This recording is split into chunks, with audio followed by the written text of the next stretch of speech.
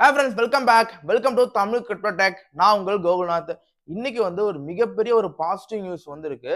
SEC வந்து bitcoin ETF வந்து approve பண்ணிட்டாங்க. உண்மையிலேயே இது ஒரு பெரிய நியூஸ் தான். ஒரு 4 நாளைக்கு முன்னாடி நான் வீடியோ போட்டிருப்பேன். அந்த வீடியோல வந்து SEC இந்த 11 தேதி அப்ரூவ் ஆகாது.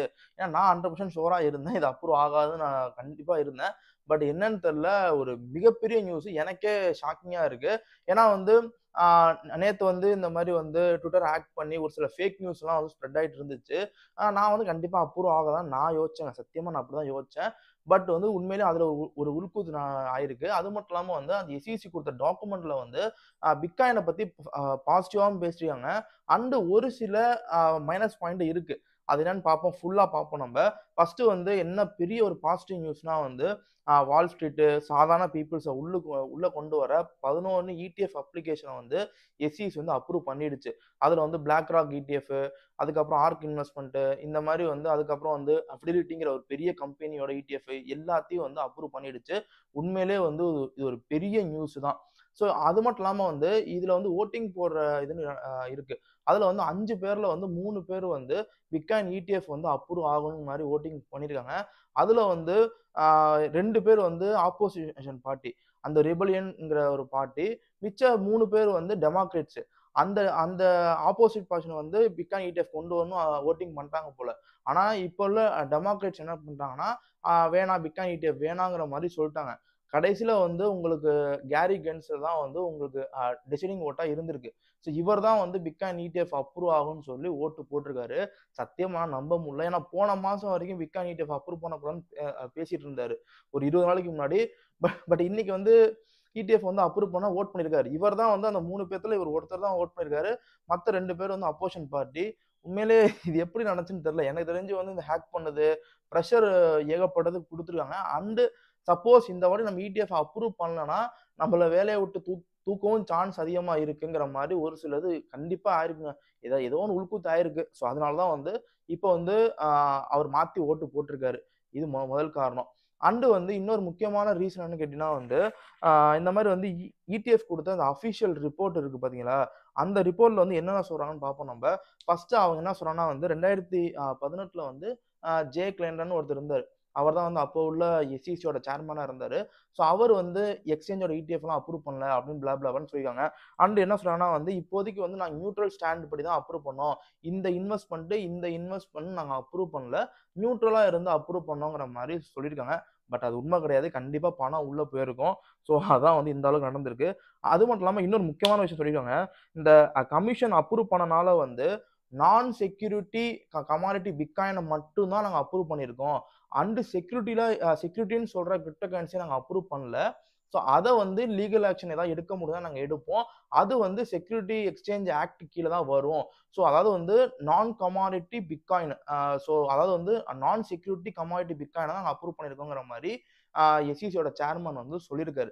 அண்ட் இன்னொன்று என்ன முக்கியமான விஷயம் அவர் என்ன சொல்றான்னு கேட்டீங்கன்னா வந்து இந்த மாதிரி வந்து சிக்னல் வந்து நாங்கள் வந்து இந்த மாதிரி கொடுக்குறோங்கிறதுக்காண்டி வந்து நாங்கள் ஃபுல் ஃப்ளெஜ்டா வந்து கிரிப்டோகரன்சி ஏற்றுக்கிட்டோங்கிற மாதிரி கிடையாது. நாங்கள் இது வரைக்கும் நாங்கள் வந்து செக் பண்ணிக்கிட்டே தான் இருப்போம். யார் யார் என்ன பண்ணுறாங்க, எப்படி எப்படி கொண்டு வராங்கிறத நாங்கள் செக் பண்ணிகிட்டே தான் இருப்போம். அது மட்டும் இல்லாமல் வந்து பிட்காயின் ETF வந்து ஃபுல் ஃபேராக வந்து இருக்கணும். நாங்கள் வந்து அதை க்ளோஸாக வந்து நாங்கள் வந்து மானிட்டர் பண்ணுவோம் அப்படிங்கிற மாதிரி அவங்க சொல்லியிருக்காங்க. ஃபர்ஸ்ட் என்ன சொல்லியிருக்காங்கன்னா வந்து நாங்கள் வந்து ஃபர்ஸ்ட் வந்து இது ஃபேரிங்காக நடக்கணுங்கிற மாதிரி சொல்லியிருக்காங்க. ரெண்டாவது வந்து நாங்கள் க்ளோஸாக மானிட்டர் பண்ணிடுவோங்கிற மாதிரி சொல்லியிருக்காங்க. இப்போ இந்த அப்ளிகேஷன்ஸ் இருக்குல்ல, இந்த அப்ளிகேஷன் ஏதாவது தப்பு நடந்துச்சுனால் ஃபியூச்சரில் நாங்கள் ரிஜெக்ட் பண்ணவும் சான்ஸ் இருக்கிற மாதிரி அவங்க சொல்லியிருக்காங்க. இது வந்து உண்மையிலேயே ஒரு பெரிய இது. ரெண்டாவது என்ன முக்கியமான ஒரு நியூஸ் கேட்டனா வந்து இந்த SEC கொடுத்த அந்த டாக்குமெண்டேஷன்ல வந்து பிட்காயினை பத்தி ஒரு சில இடத்துல வந்து மைனஸ் பாயிண்ட் வந்து சொல்லியிருக்காங்க. அது என்ன சொல்லியிருக்காங்க கேட்டனா வந்து நாங்கள் வந்து இப்போதைக்கு வந்து நியூட்ரலா இருந்து பிட்காயினை வந்து அப்ரூவ் பண்றோம். ஆனால் இருந்தாலும் வந்து எங்களுக்கு வந்து இன் contrast bitcoin is primarily speculative volatile asset that used for the illicit activity including ransomware, money laundering, sanction evasion and terrorist financing. அது வந்து நாங்கள் வந்து நியூட்ரலா இருந்து ஓகே பரவாயில்லன்னு நாங்கள் அப்ரூவ் பண்ணியிருக்கோம். பட் இருந்தாலும் இந்த இந்த ETF வந்து கஸ்டமர்ஸோட ப்ரொடக்ஷனுக்காண்டியும் இதுக்காண்டி யூஸ் ஆகட்டும்.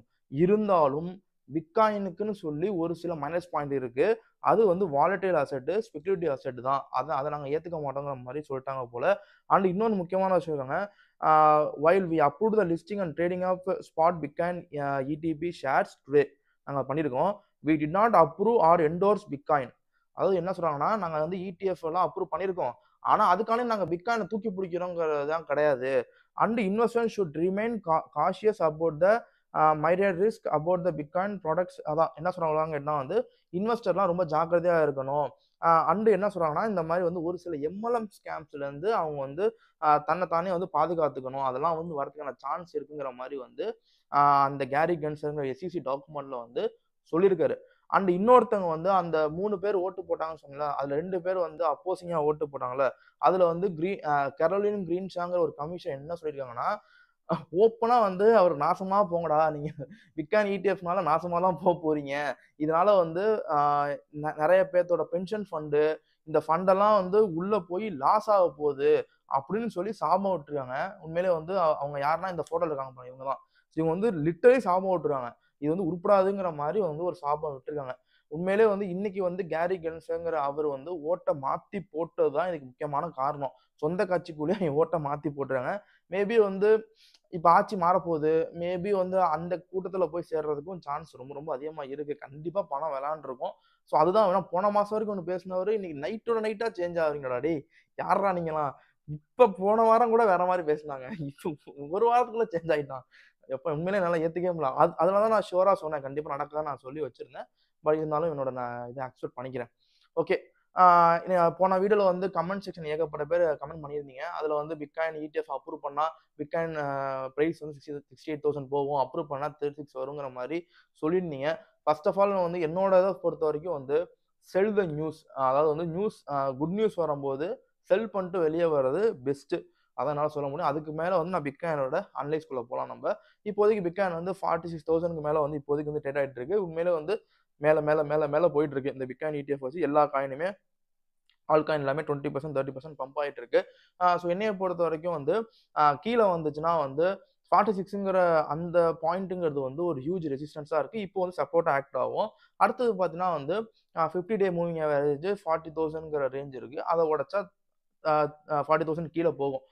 என்னைய பொறுத்த வரைக்கும் 50,000ங்கிறது ஒரு சைக்காலஜிக்கல் சப்போர்ட். பட் இப்போதைக்கு நடக்கிற இந்த ஒரு பாசிட்டிவான ஒரு பேம்பரிங்னால வந்து மேபி வந்து 49, 50, 52 ஸோ இந்த ரேஞ்ச் வரைக்கும் பிட்காயின் வந்து ஆல்மோஸ்ட் வந்து ஒரு ஸ்பெகுலேட் ஆக சான்சஸ் ரொம்ப ரொம்ப அதிகமாக இருக்கு. ஸோ இதான் வந்து பிட்காயின் டெக்னிக்கல் அனலைஸ். ஸோ என்னைய பொறுத்த வரைக்கும் பிட்காயினை இப்போ பை பண்ணலாம், ஆல்காயினை பை பண்ணலாமான்னு கேட்டீங்கன்னா வந்து கரெக்ஷன்ஸ் கண்டிப்பா வரும். அந்த கரெக்ஷன்ஸ்ல இன்னமேல் நம்ம வந்து ஆல்காயினை பை பண்றதுங்கிறது உண்மையிலேயே வந்து ரொம்ப ரொம்ப பெஸ்ட். இனிமேல் வர வர ஒவ்வொரு கீழே வர வர நம்மளால ஆல்காயின்ல வந்து ஆப்பர்ச்சுனிட்டியை மிஸ் பண்ணாம கண்டிப்பா பணத்தை உள்ள இருக்குங்க. ஸோ அதான் என்னால் சொல்ல முடியும். பட் இப்போதைக்கு வந்து பேனிக் நேரத்தில் போய் பை பண்ண வேணாம், பை பண்ணலாம் பை பண்ணாதீங்க. கீழே கண்டிப்பா ஒரு கரெக்ஷன் மார்க் உள்ள வரும். அதை பத்தி நம்ம டீட்டெயிலாக பின்னாடி அடுத்த வீடியோ பேசுவோம் நம்ம. ஓகே, இந்த வீடியோ பிடிச்சா லைக் பண்ணுங்க. டீட்டெயிலிங்காக நான் சொல்லியிருக்கேன். அந்த டாக்குமெண்ட் எடுத்து நான் டீட்டெயிலாக சொல்லியிருக்கேன். அதில் ப்ளஸும் கொடுத்தாங்க, மைனஸும் கொடுத்தாங்க. அதில் ஃபர்ஸ்ட் மைனஸ் என்னன்னு கேட்டோம்னா வந்து நாங்கள் வந்து நான் செக்யூரிட்டி கமாடிட்டிங்கிற பிட்காயினை தான் நாங்கள் பண்ணுறோம். அடுத்தடுத்து வர செக்யூரிட்டிஸ்ங்கிற பிரச்சனை நடந்துட்டு இருக்கு. ஸோ அதை வந்து நாங்கள் வந்து இன்னும் பண்ணல. ஸோ அதுதான் ஒன்றாவது பெரிய ஒரு மைனஸாக இருக்கு. ஃபியூச்சரில் வந்து ETF எத்திரியம் ETF வரப்போகுது, XRP ETF வரப்போகுது. ஸோ அதுக்கான நியூஸஸும் ஃபியூச்சரில் வந்து அப்டேட் பண்ணுறேன். ஓகே, இந்த வீடியோ பிடிச்சா லைக், ஷேர், கீழே வந்து கண்டிப்பாக கீழே சொல்லுங்கள். திட்டாதீங்க, கீழே வந்து கமெண்ட் பண்ணுங்கள். தமிழுக்கு சப்ஸ்கிரைப் பண்ணுங்கள். பாய்.